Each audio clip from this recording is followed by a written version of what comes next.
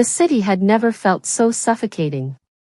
With its ceaseless noise, bustling streets, and strangers brushing past each other without a second glance, Emma often felt like a small, insignificant speck in a world too big to notice her. She had moved here to escape the shadows of her past, but all she found was loneliness disguised as independence.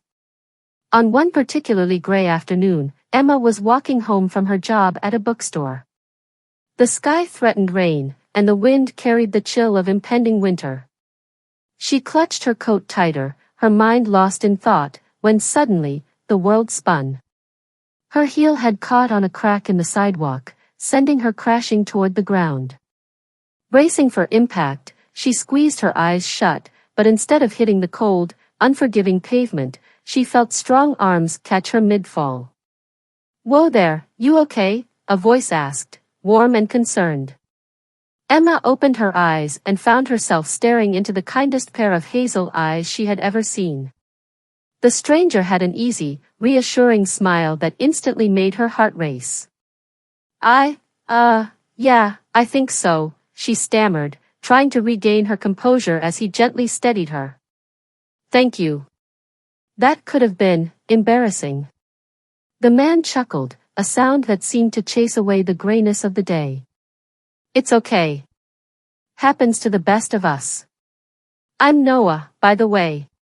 "Emma," she replied, still flustered.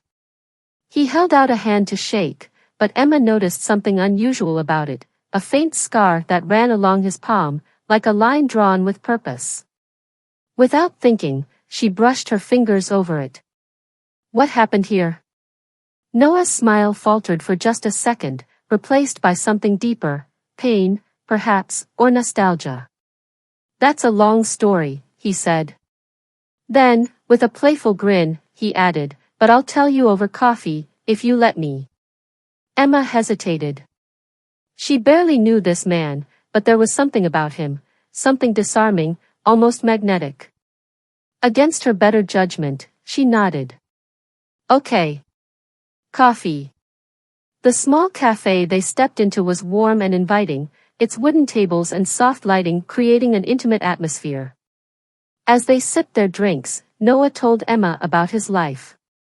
He was a musician, spending his days teaching kids to play guitar and his nights performing at local bars. The scar, he explained, was from an accident years ago that had nearly cost him the ability to play. "But enough about me," he said, leaning forward. "What about you? What's your story, Emma?" She hesitated. Her story wasn't one she shared easily, but there was something about Noah that made her want to open up. Slowly, she told him about her small-town upbringing, the heartbreak that had driven her to the city, and the loneliness she still couldn't shake. By the time they left the cafe, the sky had cleared, revealing a soft pink sunset. Emma felt lighter, as if the weight of her solitude had been lifted, even if just for a moment. "Thank you," she said as they walked. "For catching me, for the coffee, for everything." Noah smiled.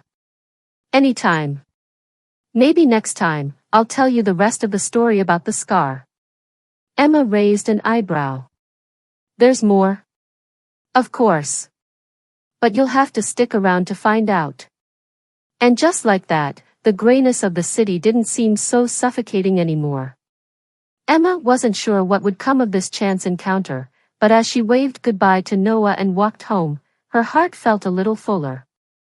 Sometimes, she realized, it wasn't about finding someone who saved you, it was about finding someone who reminded you that you could save yourself.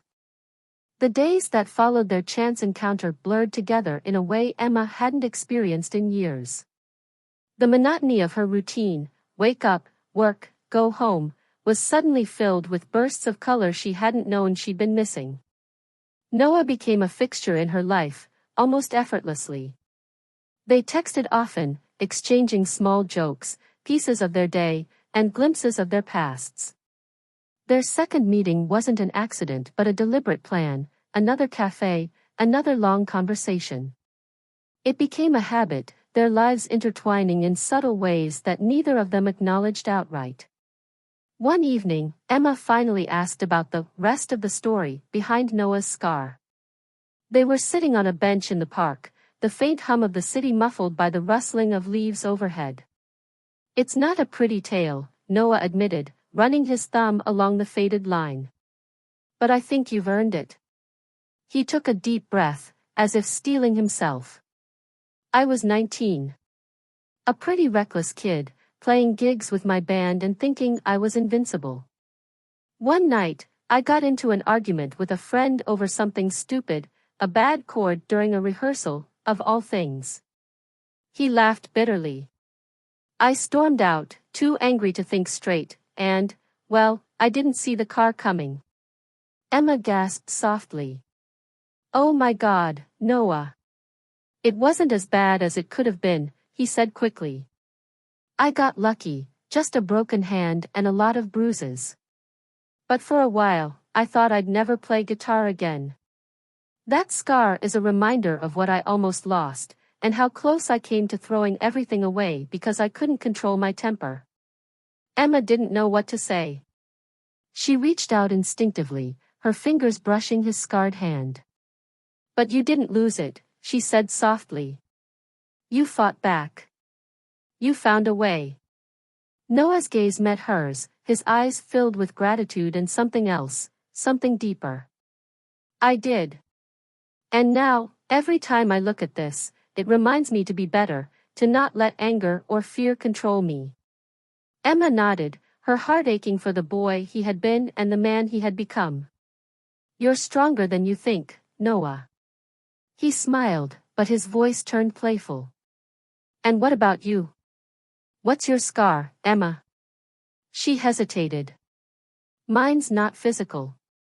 But it's there." He waited patiently, not pushing her. "When I was 24, I was engaged," she finally said, her voice barely above a whisper. "His name was Daniel. We were happy. Or so I thought. A month before the wedding, he left. No explanation, no closure. Just a note saying he wasn't ready." Noah didn't say anything, but his expression softened, his eyes filled with understanding. "I came to the city to escape everything that reminded me of him," Emma continued. "But I never really moved on. I just existed. Until now." "Until now?" Noah repeated, his voice gentle. Emma met his gaze, her cheeks flushing. "You make it hard to keep hiding, Noah." He chuckled softly, his thumb brushing hers where their hands touched. "Good. Because I don't plan on letting you." Weeks turned into months. Emma and Noah's connection deepened with every late-night phone call, every shared laugh, and every quiet moment that didn't need words.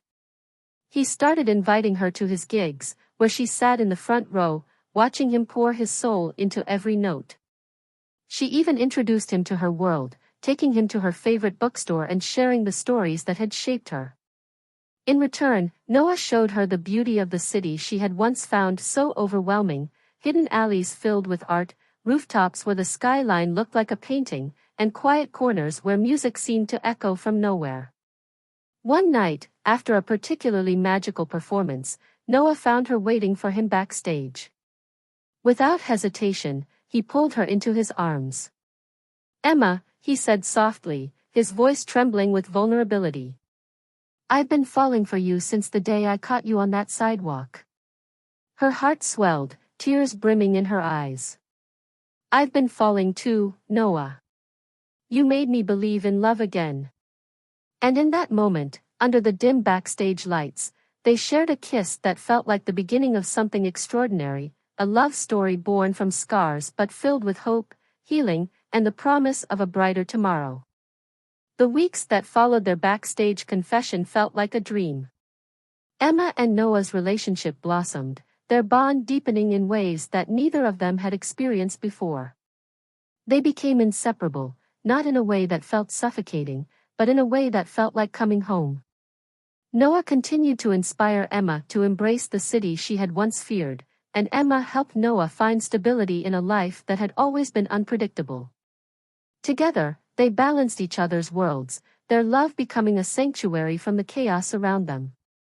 One crisp autumn evening, Noah took Emma to one of his favorite rooftops. The skyline glittered with thousands of lights, and the air was filled with the hum of the city below. He pulled out his guitar and began playing a soft, haunting melody. "This is new," he said, glancing up at her with a shy smile. "I wrote it for you." Emma's breath caught as he sang. The lyrics were a love letter to her, her resilience, her warmth, the way she had brought light into his life when he didn't even realize he needed it. As the final note lingered in the air, Emma felt tears streaming down her cheeks. "That was beautiful," she whispered. Noah set the guitar aside and reached for her hands. "Emma, you've changed my life in ways I can't even begin to explain. You've shown me what it means to love without fear, to dream without limits. And I don't want to spend another day without you by my side." He reached into his pocket and pulled out a small velvet box.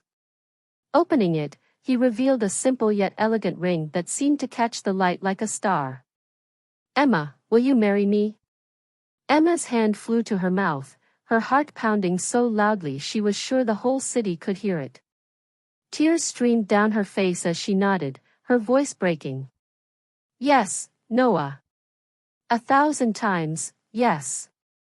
Noah slipped the ring onto her finger, and they kissed under the open sky, their love a beacon shining brighter than the city lights below. Their wedding was small and intimate, held in a garden surrounded by their closest friends and family. As Noah strummed his guitar and sang the song he had written for her, Emma walked down the aisle, her heart bursting with love and gratitude for the man who had caught her, not just that day on the sidewalk, but in every way that mattered. Their story became a testament to the power of love to heal, to transform, and to create something beautiful out of life's scars. Together, they proved that sometimes, the most unexpected encounters can lead to the most extraordinary love stories.